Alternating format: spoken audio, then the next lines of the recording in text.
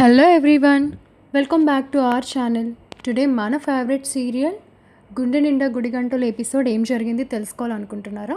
అయితే ఖచ్చితంగా ఈ వీడియో స్టార్టింగ్ నుంచి ఎండింగ్ వరకు స్కిప్ చేయకుండా చూసేయండి.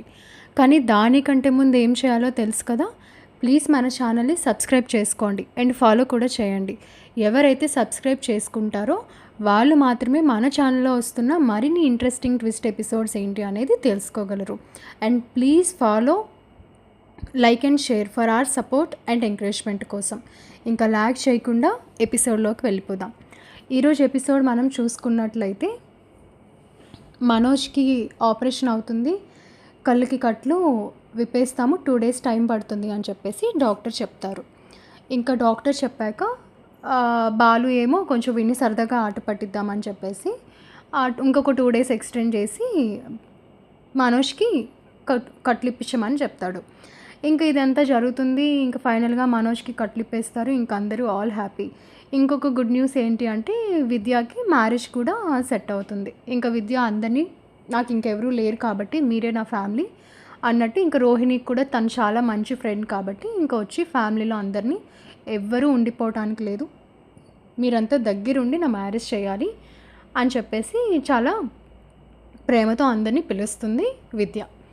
ఇంకా విద్య మ్యారేజ్ కదా అని చెప్పేసి ఇంకా అందరూ చాలా సంతోషిస్తారు. ఇంకా విద్య పెళ్లి రోజు రానే వస్తుంది. అయితే విద్య ఏమో తన కాబోయే భర్తతో మాట్లాడుతూ ఉంటుంది. నాకు చాలా సంతోషంగా ఉంది, ఇన్ని రోజులు నాకెవరూ లేరు, నాకంటూ ఉన్నది ఒకటే స్నేహితురాలు, ఇప్పుడు నన్ను చూసుకోవడానికి మీరు కూడా ఉన్నారు, భగవంతుడి దయ వల్ల నేను మిమ్మల్ని ఇష్టపడ్డాను, అదే రకంగా ఇప్పుడు మనం కలిసి జీవితాన్ని పంచుకోబోతున్నాం అని చెప్పేసి అంటుంది. అనేసరికి ఇంకా నువ్వేం టెన్షన్ పడకు, ఇంకా పెళ్లి రోజు రానే వస్తుంది, ఇంకొక 2 days కదా మన మ్యారేజ్కి ఉంది, నేను అన్నీ చూసుకుంటాను అని చెప్పేసి అజయ్ ఏమో తనతో చెప్తాడు. ఇంకా చెప్పాక తిని చాలా హ్యాపీ అయిపోతుంది విద్య. ఇంకా వెంటనే ఇంకా సంతోషంలో రోహిణికి కాల్ చేస్తుంది. రోహిణి, ఇంకా నాకంటూ ఒక కుటుంబం ఫార్మ్ అవబోతుంది, ఈ రోజు కోసమే నేను చాలా వెయిట్ చేశాను, అండ్ నువ్వు కూడా జాగ్రత్త రోహిణి, కుదిరినంత తొందరగా కొంచెం నిజం మనోజ్కి అర్థం అవ్వడానికి ప్రయత్నించు అని చెప్పేసి అంటుంది. ఇంకా వెంటనే రోహిణి ఏమో సరేలేవే, ఈ హ్యాపీ న్యూస్లో ఇప్పుడు నా గురించి ఎందుకు, నువ్వైతే ఎలాంటి టెన్షన్ తీసుకోకు, నీ పెళ్ళి దగ్గరుండి చేసే బాధ్యత మా అందరిది అని చెప్పేసి రోహిణి మాట్లాడి ఫోన్ పెట్టేస్తుంది. ఇంకా యాక్చువల్లీ అజయ్కి తెలిసిన వాళ్ళ అన్నయ్యకి బాలు ఫ్రెండ్ మాట. సో బాలుకి అడుగుతూ ఉంటాడు, సో మా తమ్ముడికి మ్యారేజ్ సెట్ అయింది, అమ్మాయి పేరు విద్య అని చెప్పేసి వీళ్ళిద్దరూ మాట్లాడుకుంటూ ఉంటే ఇంకా బాలు అంటాడు మాట, తను చాలా మంచి అమ్మాయి, ఎందుకంటే మా వదిన ఫ్రెండ్ తను, మేము ఎప్పుడు చూస్తూనే ఉన్నాం తనని, తను చాలా కష్టం సుఖం తెలిసిన అమ్మాయి, సో తను మీ తమ్ముడిని చాలా బాగా చూసుకుంటుంది, నువ్వు ఎలాంటి టెన్షన్ తీసుకోవడానికి లేదు అని చెప్పేసి అంటాడు. ఇంకా వీళ్ళు ఇలా మాట్లాడుకుంటారు. మొత్తానికి అందరూ మ్యూచువల్ రిలేషన్లోని వీళ్ళందరూ కలిపి సంతోషంగా విద్య మ్యారేజ్ చేయాలని అనుకుంటారు. ఇంకా విద్యకి రోహిణి వాళ్ళ అమ్మ కూడా తెలుసు కాబట్టి, సరే మ్యారేజ్ ఇంతమందిలో ఎవరు వీళ్ళని గుర్తుపడతారు, సో కనీసం సరదాగా వచ్చి మాతో స్పెండ్ చేసి, పెద్దవాళ్ళు కదా ఆశీస్సులు ఉంటాయని చెప్పేసి రోహిణి వాళ్ళ అమ్మకు కూడా మ్యారేజ్కి ఇన్వైట్ చేస్తుంది విద్య. ఇంకా సుగుణమ్మకు కూడా చెప్తుంది. ఇంకా మొత్తానికి పెళ్లి రోజు రానే వస్తుంది. అందరూ ఇంటి దగ్గర నుంచి చాలా హడావిడిగా బయలుదేరి ఫంక్షన్ హాల్కి వచ్చేస్తారు. అట్నుంచి పెళ్లి కొడుకు వాళ్ళు కూడా వచ్చేస్తారు. ఇంకా విద్య కూడా బయలుదేరుతూ ఉంటుంది. విద్యని ఇంకా సరదాగా రోహిణి, మీనా, శృతి వీళ్ళందరూ దగ్గరుండి బయలుదేరిపిస్తూ ఉంటారు. ఇంకా ఆడవాళ్ళ ముచ్చట్లు తెలిసినాయే కదా, మాట్లాడుకుంటూ ఉంటారు. ఇంకేంటి సంగతి విద్య, ఇంకా పెళ్ళయ్యాక ఎక్కడికి ప్లాన్ చేస్తున్నారు, ఇక్కడే ఉంటారా ఏంటి అని చెప్పేసి మాట్లాడుకుంటుంటే ఇంకా విద్య కొంచెం ఎమోషనల్ అవుతుంది. మీరంతా నా సొంత అక్క చెల్లిలాగా నన్ను చూసుకుంటున్నారు, ఈరోజు ఇలా ఉంటుంది అని నేను అసలు ఎక్స్పెక్ట్ చేయలేదు, నాకు ఎవరూ లేరు, చాలా థ్యాంక్స్ అక్క అని చెప్పేసి ఇంకా మీనాని వీళ్ళని అందరినీ ఎమోషనల్ అయి మాట్లాడుతూ ఉంటుంది. ఇంకా వెంటనే మీనా, అలా ఎందుకు అనుకుంటావు విద్య, నువ్వు రోహిణికి ఫ్రెండ్ అంటే మాకు కూడా చాలా కావాల్సిన మనిషివి, అలా అసలు నువ్వు ఫీల్ అవనే అవ్వకు, పెళ్ళి ఎలాంటి ఆటంకం లేకుండా చాలా మంచిగా జరుగుతుంది, నీకంటూ మంచి జీవితం ఏర్పడుతుంది, మీ వారిని కూడా మేము చూసాం, తను కూడా చాలా నెమ్మదస్తుడే, అర్థం చేసుకునే మనస్తత్వం ఉన్నవాడే, కాబట్టి నువ్వు ఎలాంటి టెన్షన్ తీసుకోకు అని చెప్పేసి రోహిణితో ఇంకా వీళ్ళు సరదాగా మాట్లాడుతూ రోహిణిని రెడీ చేస్తూ ఉంటారు. ఇంకా ఈలోపు సుగుణమ్మ బాబుని తీసుకొని వస్తుంది. సుగుణమ్మ బాబుని తీసుకొని వచ్చేసి ఇంకా పిల్లలు పెళ్ళిలో హడావిడి కదా, అక్కడున్న కూల్ డ్రింక్స్, ఐస్ క్రీమ్స్ ఇవి అవి చూస్తూ ఇంకా చింటూ పరిగెత్తుతూ ఉంటాడు. చింటూ పరిగెత్తుతూ ఉండి చింటూ మనోజ్‌ని చూస్తాడు. "హాయ్ అంకుల్ బాగున్నారా? మీరేంటి ఇక్కడ?" అని చెప్పేసి అంటే, "హాయ్ చింటూ నువ్వేంటి ఇక్కడికొచ్చావు?" అని చెప్పేసి మనోజ్ అడుగుతాడు. నేనా ఈరోజు విద్య ఆంటీ మ్యారేజ్ కదా! సో, మమ్మీ ముందే వచ్చేసారు. నేనిప్పుడొచ్చాను. మా అమ్మమ్మని తీసుకొనొచ్చాను అని చెప్పేసి సమాధానం చెప్తాడు. ఓహో! అవునా! ఆవిడ కూడా వచ్చారా? సరే నాన్న జాగ్రత్త. అటు ఇటు వెళ్ళకు. ఏమైనా అవసరమైతే నేనిక్కడే ఉంటాను. నన్నడుగు. నేను తీసిస్తాను అని చెప్పేసి మనోజ్ చెప్తాడు. ఇంకా మనోజ్ కూడా చాలా చనుమానంగా మాట్లాడడం దూరం నుంచి ప్రభావతి చూస్తుంది. కానీ ఓకే, ఎవరు తెలిసిన పిల్లలతో మాట్లాడుతున్నాడేమో అని పెద్దగా పట్టించుకోదు. ఇంకా వెంటనే సుగుణమ్మ పెళ్ళికైతే రానే వస్తుంది కానీ చాలా టెన్షన్‌గా ఉంటుంది. ఎందుకంటే అక్కడ రోహిణి వాళ్ళ అత్తయ్య వాళ్ళ ఫ్యామిలీని సుగుణమ్మ చూస్తది. అయ్యో! వీళ్ళందరూ వచ్చారే! విద్య ఫీల్ అవుతది అని చెప్పేసి నేనొచ్చేసాను. ఇప్పుడు రోహిణి చూస్తే ఎలా రియాక్ట్ అవుతుందో! ఈ చిన్నోడేమో చెప్తుంటే వినట్లేదు. ఏం చేయాలి? సో, వీళ్ళందరినీ కొంచెం నేను తప్పించుకు తిరగటం మంచిది అని చెప్పేసి సుగుణమ్మ ఒక పక్కన కూర్చొని ఉంటుంది. ఇంకా చింటూ అయితే హడావిడి చేసేస్తాడు. ఇంకా విద్యాని తీసుకొని బయటికి రోహిణి వాళ్ళు వస్తారు. వచ్చేసరికి రోహిణిని చూసేసి అమ్మ అనుకుని పరిగెట్టుకుంటూ చింటూ వెళ్ళి పట్టుకుంటాడు. ఇంకా వెంటనే రోహిణికి తల ప్రాణం తోకకొచ్చినట్టు చాలా టెన్షన్ వచ్చేస్తుంది. వీడేంటి ఇప్పుడు నన్ను ఇక్కడ అమ్మ అని పిలుస్తున్నాడు, వీడిని ఎలా మేనేజ్ చేయాలి, అసలు మా అమ్మకి బుద్ధి లేదు, వీడిని ఇక్కడికి ఎలా తీసుకొని వచ్చేస్తుంది, ఇక్కడ మనోజ్ మా అత్తయ్య వీళ్ళంతా ఉన్నారే, ఇప్పుడు వీడిని ఎలా మేనేజ్ చేయాలి అని చెప్పేసి బాబు అమ్మ సరే ఎవరిని చూసి ఎవరు అనుకుంటున్నావో, చూడు నాన్న మాకు చిన్న పనుంది మేము వెళ్తాము పక్కనే ఉండి అని చెప్పేసి అక్కడ కవరప్ చేసేసి చింటూని పక్కన పెట్టేసి ఇంకా శృతి మీనా ఉన్నారని చెప్పేసి విద్యాన్ని తీసుకొని రోహిణి వచ్చేస్తుంది. రోహిణి రావటమైతే వస్తుంది కానీ తన మనసు అంతా చింటూ పైనే ఉంటుంది. అయ్యో అనవసరంగా వాడి మనసుని హర్ట్ చేశాను, ఎవరు బాబు అన్నట్టు మాట్లాడాను, కానీ అదృష్టానికి వాడు తిరిగి ఏం మాట్లాడలేదు కాబట్టి సరిపోయింది. కానీ ఏదైనా వీళ్ళు ఇక్కడ ఎక్కువ సమయం ఉండటం కరెక్ట్ కాదు. అసలు మా అమ్మ ఎక్కడ కూర్చుంది, ఈవిడని వెతుక్కు పట్టుకొని వీళ్ళని పంపించేయాలి అని చెప్పేసి రోహిణి ఇంకా ఫైనల్గా వాళ్ళ అమ్మని వెతుకుతూ ఉంటుంది. ఇంకా వాళ్ళ అమ్మని వెతుకుతూ ఉన్నప్పుడు ఇంకా ఫైనల్గా వాళ్ళ అమ్మ అక్కడ ఒక పక్క కూర్చొని కనిపిస్తారు. ఏంటమ్మా నీకు బుద్ధుందా? చింటూని తీసుకొని డైరెక్ట్గా నువ్వు మ్యారేజ్కి ఎందుకు వచ్చేసావు? అసలు వీళ్ళు ఏమనుకుంటారు, ఇక్కడ ఏమైనా నిజం బయటపడితే ఇంకా నా పరిస్థితి ఏంటో కాస్తైనా ఆలోచించావా అని చెప్పేసి అంటుంది. ఇంకా సుగుణమ్మకి కోపం వచ్చేస్తుంది. అవును మరి, నాకే బుర్రలేని పనులు బుద్ధి తక్కువ పనులు చేస్తున్నాను, అసలు నీకు బుద్ధి ఉందా, నువ్వేం చేస్తున్నావు అర్థమవుతుందా? ఇంకెన్నాళ్ళు ఈ నాటకం రోహిణి? నీ సంతోషం కోసం ఆ చిన్నవాడికి ఎలాంటి సరదా లేకుండా చేసేసావు, వాడికి తల్లి ప్రేమ అంటే ఏంటో కూడా పూర్తిగా తెలియకుండా చేసేసావు, ఏదో కనిపించినప్పుడు కూడా వాడిని ఎవరో పరాయోడ్లాగా మాట్లాడతావు మీ వాళ్ళ ముందు. నాకు అసలు ఏం చేయాలో కూడా అర్థం కావట్లేదు, అయినా నేను తీసుకువెళ్ళిపోవాలని అనుకున్నాను, ఏదో సరదాగా 4 రోజులు పిల్లడు డల్గా ఉన్నాడు కాబట్టి ఇక్కడ ఏదో కొంచెం సరదాగా ఆడుకుంటాడని చెప్పేసి నేను తీసుకొచ్చా, అయినా విద్య మరీ చెప్పింది. సో నన్ను మాత్రం ఏం చేయమంటావు? వీడు విన్నప్పటి నుంచి పెళ్ళికి వెళ్దాం అని చెప్పేసి నా ప్రాణం తింటున్నాడు, ఒక్కరిదాన్ని అయిపోయాను, నా బాధ నువ్వు కూడా అర్థం చేసుకోవాలి కదా అని చెప్పేసి సుగుణమ్మ ఇంక రోహిణిని కోప్పడుతుంది. ఇంక వెంటనే రోహిణి, నీకు అసలు చెప్తుంటే అర్థం కావట్లేదు, ఇక్కడ నా కాపురం కూలిపోయేలా ఉంది, నువ్వేమో చిన్నోడి కోసం ఆలోచిస్తున్నావు, ఆ చింటుగాడిని నేను ఏదో ఒకటి చెప్పి మేనేజ్ చేస్తాను, నువ్వు అర్జెంటుగా వాడిని తీసుకొని ఇక్కడి నుంచి వెళ్ళిపో అని చెప్పేసి అంటుంది. ఆ పని చేసి పుణ్యం కట్టుకో, నువ్వు వెళ్ళి చెప్పి వాడిని ఒప్పించు, వాడు వచ్చేస్తానంటే నేను తీసుకొని వెళ్ళిపోతాను, నాకు కూడా ఇక్కడ ఉండడం చాలా ఇబ్బంది ఉంది, ఒకసారి విద్యాన్ని కలిసేసి నేను ఈలోపు వెళ్ళిపోతాను, వాడిని ఒప్పించి ఇక్కడి నుంచి వెళ్ళిపోదామంటే నాకు చెప్పు, నేను వాడిని తీసుకొని ఇంకా నేను ఇక్కడి నుంచి బయలుదేరుతాను అని చెప్పేసి సుగుణమ్మ రోహిణికి చెప్తుంది. ఇంకా వెంటనే రోహిణి ఎవరూ చూడకుండా చింటూ దగ్గరికి వెళ్తుంది. చింటూ దగ్గరికి వెళ్ళి హాయ్ చింటూ నాన్న ఏం చేస్తున్నావు అంటే, ఏంటి మమ్మీ నువ్వు అక్కడ నన్ను ఎవరు బాబు అని చెప్పేసి అలా మాట్లాడావు అని చెప్పేసి అంటాడు. అంటే అది కాదమ్మా, ఆంటీ వాళ్ళందరూ ఉన్నారు కదా, నువ్వు అలా ఒకటేసారి వచ్చి నన్ను పట్టుకునేసరికి పాపం వాళ్ళంతా ఏమనుకుంటారు, అందుకని చెప్పేసి అలా అన్నాను అని చెప్పేసి చింటూతో అంటుంది. అయితే తప్పేంటమ్మా, నేను నీ అబ్బాయినే కదా, అందరి ముందు నేను అమ్మ అంటే తప్పేంటి, వాళ్ళేమనుకుంటారు అని చెప్పేసి ప్రశ్నిస్తాడు. ఇంకా వెంటనే చింటూ ఇంకా ప్రశ్నలు ఏమీ వద్దు, ఇంకా నువ్వు ఇక్కడ ఆడుకుంది చాలు, అమ్మమ్మకి ఒంట్లో బాగాలేదంట, అమ్మమ్మకి తోడుగా నువ్వు ఇంటికి వెళ్ళిపో అని చెప్పేసి రోహిణి మాట్లాడుతుంది. ఇంకా వెంటనే చింటూ ఏడుస్తూ, లేదమ్మా ఇక్కడే ఉంటాను, అయినా ఇక్కడ నాకు తెలిసిన ఫ్రెండ్స్ ఎంతమంది ఉన్నారు తెలుసా, మనోజ్ అంకుల్ వచ్చారు, బాలు అంకుల్ ఉన్నారు, మీనా ఆంటీ కూడా ఇక్కడే ఉన్నారు, అందరూ అంటే నాకు చాలా ఇష్టం, నువ్వు కూడా ఇక్కడే ఉన్నావమ్మా, ఎప్పుడూ నువ్వు నా దగ్గరికి రావట్లేదు, వచ్చినా కూడా ఎక్కువ టైం ఉండి ఉండవు, ఇలా వచ్చి అలా వెళ్ళిపోతావు. అట్లీస్ట్ ఈరోజు నేను ఇక్కడ ఉంటే విద్య ఆంటీ పెళ్ళి సంతోషంగా నేను చూస్తూ మీతో కూడా ఉండొచ్చు. నేను వెళ్ళను అని చెప్పేసి ఏడుస్తాడు. ఇంకా ఏడ్చేసరికి రోహిణికి చాలా కోపం వస్తుంది. కానీ చిన్నపిల్లాడు కదా, చింటూని ఏమీ అనలేని పరిస్థితి. ఇంకా రోహిణి చాలా టెన్షన్ అయిపోతూ ఉంటుంది. ఇంకా వెంటనే, అది కాదు చింటూ నాన్న, ఒక్క మాట నేను చెప్పేది వింటావు కదా, నీకు అమ్మ అంటే ఇష్టం కదా అని చెప్పేసి అంటుంది.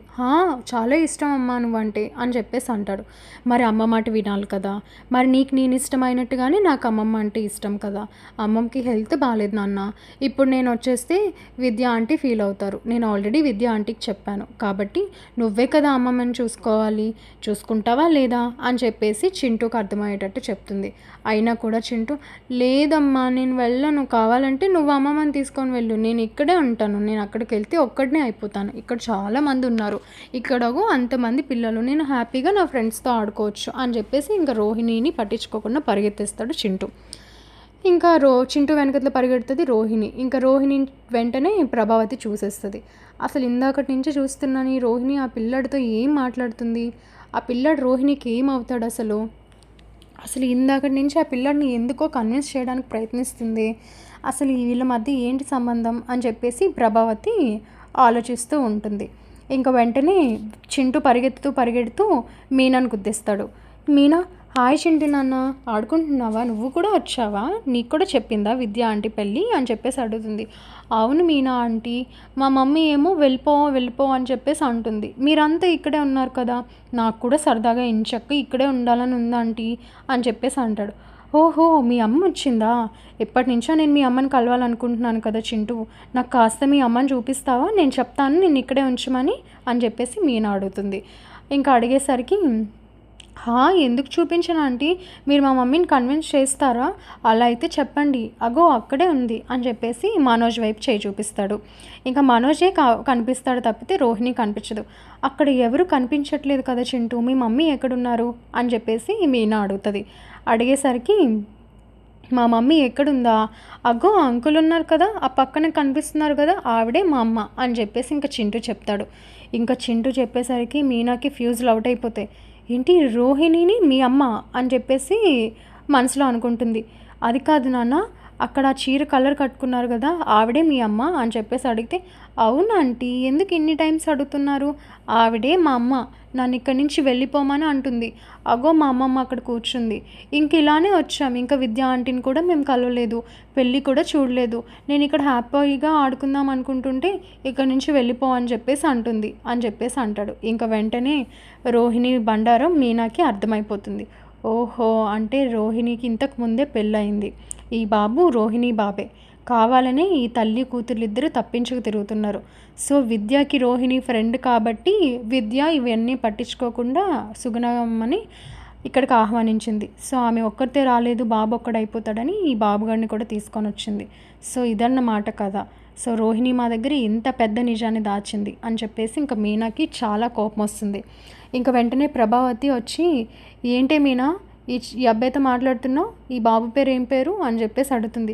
అది అత్తయ్య, తిని పేరు చింటూ అత్తయ్య అని చెప్పేసి అంటుంది. ఏంటి మీ అందరికీ ఈ పిల్లాడు తెలుసా, ఇందాక రోహిణి అక్కడ మాట్లాడుతుంది, ఇప్పుడు నువ్వు ఇక్కడ మాట్లాడుతున్నావు అని చెప్పేసి అంటుంది. అనేసరికి, అక్కడ మాట్లాడుతుంది మా అమ్మనే ఆంటీ, మీకు తెలీదా అని చెప్పేసి అంటాడు వీడు. మీ అమ్మనా, మీ అమ్మ ఎవరు, మా కోడల్ని మీ అమ్మ అంటావేంట్రా, ఎవరిని చూసి ఎవరు అనుకున్నావు అని చెప్పేసి వాడిని బొగ్గు గిల్లేస్తుంది ప్రభావతి. ఆంటీ చూడండి ఎలా గిల్లుతున్నారో, మా అమ్మ అని చెప్తుంటే ఈవిడికి ఎందుకు కోపం వస్తుంది అని చెప్పి చింటూ అంటాడు. ఏం లేదు నాన్న, నువ్వు ఇక్కడి నుంచి వెళ్ళు, నేను మాట్లాడతానులే, నువ్వు వెళ్ళి ఆడుకో అని చెప్పేసి ఇంకా మీనా చింటూని అక్కడి నుంచి పంపించేస్తుంది. ప్రభావతి, ఏంటి ఇక్కడ ఏం జరుగుతుంది, నాకేం అర్థం కావట్లేదు, అసలు ఇందాక నుంచి చూస్తున్నాను, ఆ మనోజ్ గారు వీడితో ఆడుతాడు, ఈ రోహిణి వీడి వెనకతలే పరిగెడుతుంది, వీడిని ఏదో ఒప్పించడానికి ఇందాక నుంచి ప్రయత్నిస్తుంది, నేను అంత దూరం నుంచి అబ్జర్వ్ చేస్తూనే ఉన్నాను, ఇప్పుడు నువ్వు కూడా ఇక్కడ మాట్లాడుతున్నావు, అసలు ఏం జరుగుతుంది, ఎవరు పిల్లాడు ఆ పిల్లాడు అని చెప్పేసి మీనాను అడుగుతుంది. ఇంకా మీనా ఆల్రెడీ రోహిణి పైన ఈ నిజం దాచింది అని చెప్పేసి కోపంలో ఉంటుంది. ఇంకో వెంటనే, అత్తయ్య ఇప్పుడు మీకు ఒక విషయం చెప్తాను వినండి, ఆ అబ్బాయి ఎవరో కాదు, మీ కోడలు రోహిణి కొడుకు అని చెప్పేసి అంటుంది. ఇంకా ప్రభావతి షాక్ అయిపోతుంది. ఏం మాట్లాడుతున్నావే, ఏంటి లేనిపోని అబండాలు వేస్తున్నావా రోహిణి పైన అని చెప్పేసి అంటుంది. ఆవిడ పైన లేనిపోని అబండాలు వేయడానికి నాకేం అవసరం అత్తయ్య, కావాలంటే మీరే వెళ్ళి కనుక్కోండి, చిన్నపిల్లలు దేవుడితో సమానం, వాళ్ళేం అబద్ధం చెప్పరు కదా అని చెప్పేసి అంటుంది. ఇంక వెంటనే బాలు వస్తాడు. ఏమైంది, మా మాతృమూర్తితో ఇంకేం డిస్కషన్ చేస్తున్నావు మీనా అని చెప్పేసి అడుగుతాడు. ఏం లేదండి, ఇక్కడ కొన్ని తెలియకూడని విషయాలు తెలిసాయి, అవి జీర్ణించుకోలేకపోతుంది మీ అమ్మ అని చెప్పేసి మీనా అంటుంది. తెలియకూడని విషయాలు తెలిసాయా, ఏంటో అని చెప్పేసి బాలు అడుగుతాడు. అడిగేసరికి చింటూ ఎవరో కాదండి, ఇన్ని రోజుల నుంచి వాళ్ళ అమ్మ ఎవరా అని చెప్పేసి మనం వెతుకుతున్నాం కదా, తను మీ మనోజ్ అని ఉన్నాడు కదా, వాళ్ళ ఆవిడ రోహిణి కొడుకు అని చెప్పేసి అంటుంది. ఏంటి, రోహిణి వదిన వాళ్ళ కొడుకు చింటూనా, అదేలా మీనా అని చెప్పేసి అంటాడు. అవును, ఆవిడకి ఇంతకు ముందే పెళ్ళయింది, తన కొడుకే ఈ చింటుగాడు, కాబట్టే తల్లి కూతుర్లిద్దరూ మనకి కనిపించకుండా తిరుగుతున్నారు. అందుకే ఆ సుగుణమ్మ మనం ఎప్పుడు ఎదురుపడినా చాలా టెన్షన్ అయిపోతూ బాబుని మనతో కలవనివ్వకుండా తీసుకెళ్ళిపోతూ ఉంటుంది. ఈరోజు విద్య పెళ్ళి కదా, సో విద్య ఫ్రెండ్ రోహిణి కాబట్టి సుగుణమ్మ కూడా తెలుసు కదా విద్యకి, కాబట్టి పెళ్ళి హడావిడిలో పోతుందిలే, నలుగురు ఏం పట్టించుకుంటారని చెప్పేసి సుగుణమ్మని కూడా పెళ్ళికి ఇన్వైట్ చేసింది. సో ఇంకా ఆవిడ బాబుని తీసుకొని వచ్చింది, వీడిని రోహిణి ఇక్కడి నుంచి పంపించడానికి ప్రయత్నిస్తుంది. సో అది మీ అమ్మగారు చూశారు, ఏంటా అని చెప్పి అడిగితే నేను బాబుని అడిగాను, వాడే చూపించాడు, అదిగో అక్కడే ఉంది మా అమ్మ అని రోహిణి వైపు. అదే విషయం ఈవిడికి చెప్తుంటే నేనంట ఆవిడ మీద అబాండాలు వేస్తున్నానంట అని చెప్పేసి మీనా బాలుకి చెప్తుంది. ఇంకా వెంటనే బాలు కూడా ఈ విషయం తెలుసుకొని షాక్ అయిపోతాడు. అసలు పూలగంప, నాకు ఈ విషయం నమ్మాలనిపించట్లేదు, రోహిణికి ఇంత పెద్ద కొడుకున్నాడా, పార్లర్ అమ్మాయి ఎంత మోసం చేసింది మనల్ని అని చెప్పేసి అనేసరికి ఇంకా ప్రభావతికి వీళ్ళిద్దరి మాటలు నమ్మశక్యంగానే ఉన్నాయన్నట్టు అనిపిస్తుంది.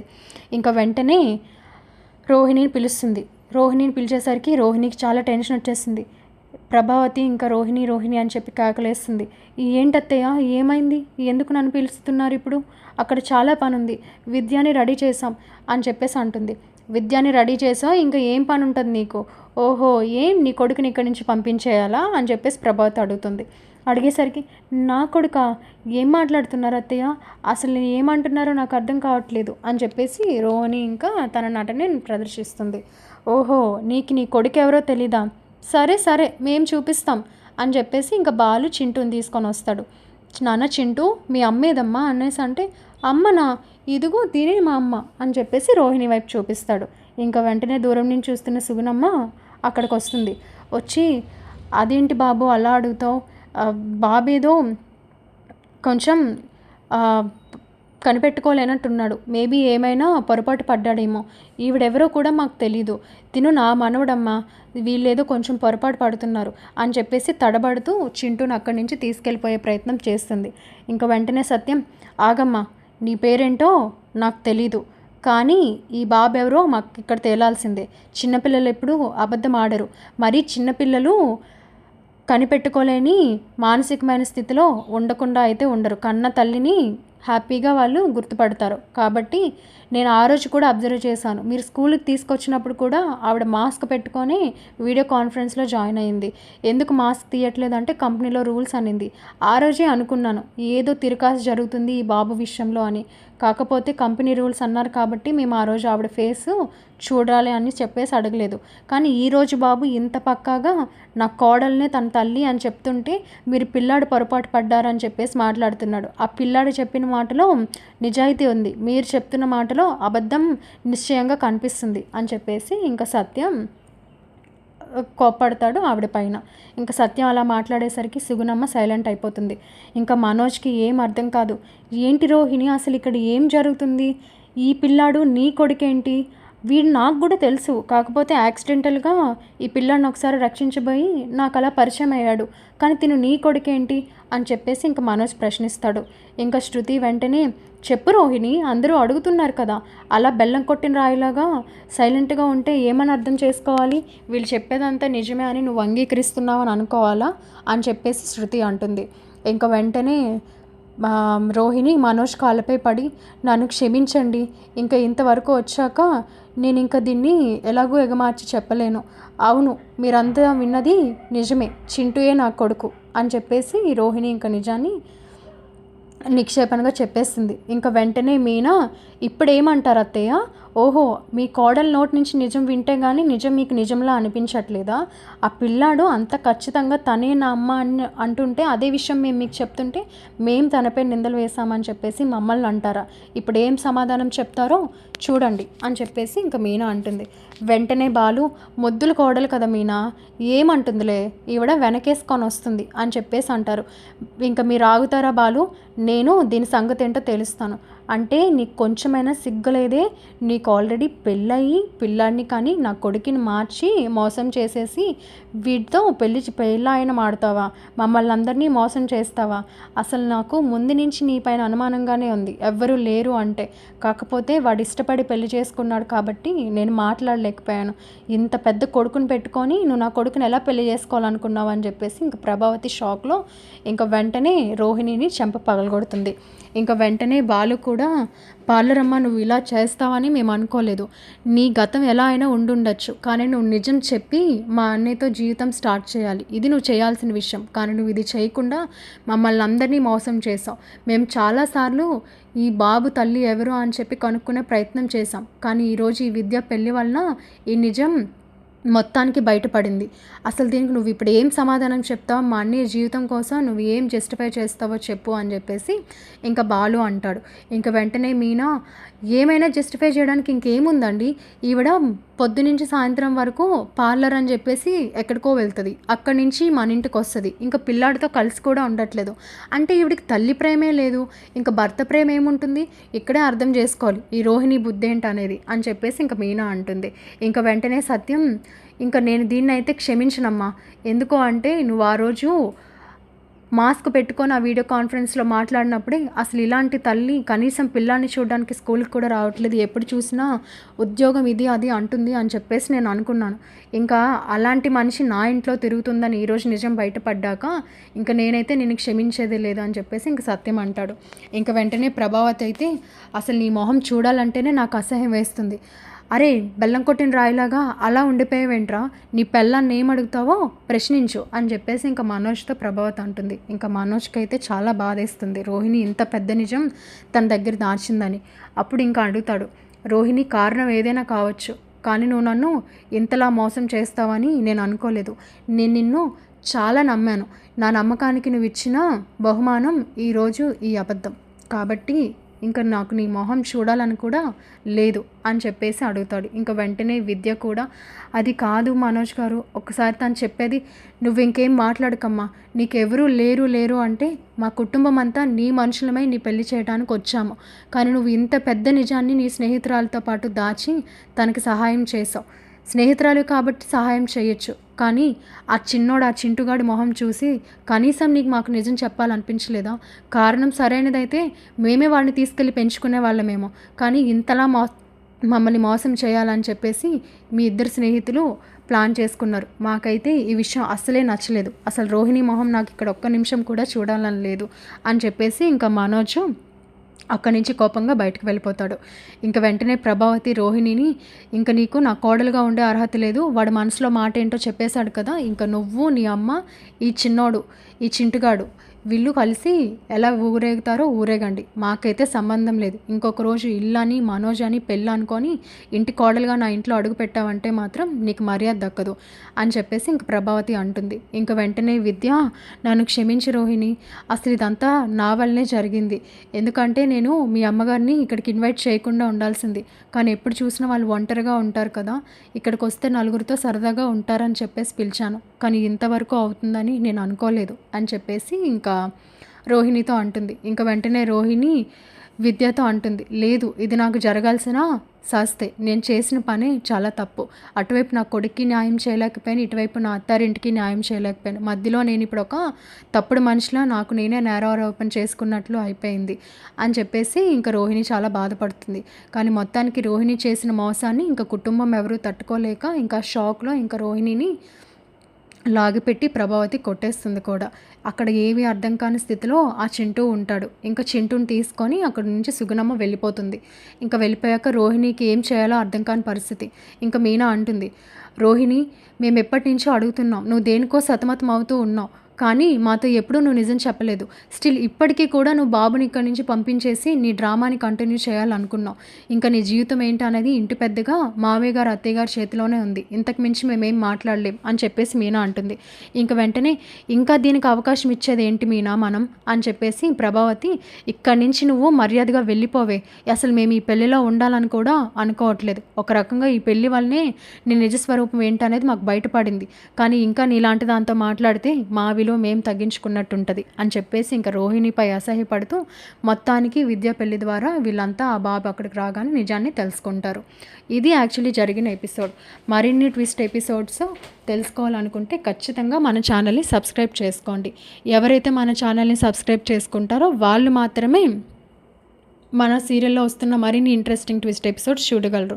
పైన కనిపిస్తున్న గంట సింబల్ని మీరు ప్రెస్ చేస్తే నోటిఫికేషన్స్ మేము ఏవైతే న్యూగా పోస్ట్ చేస్తామో వాటి ద్వారా మీరు ఈజీగా మన ఛానల్లో వస్తున్న ఇంట్రెస్టింగ్ ట్విస్ట్ ఎపిసోడ్స్ చూడగలరు. కాబట్టి please do watch and subscribe and follow. Thank you guys.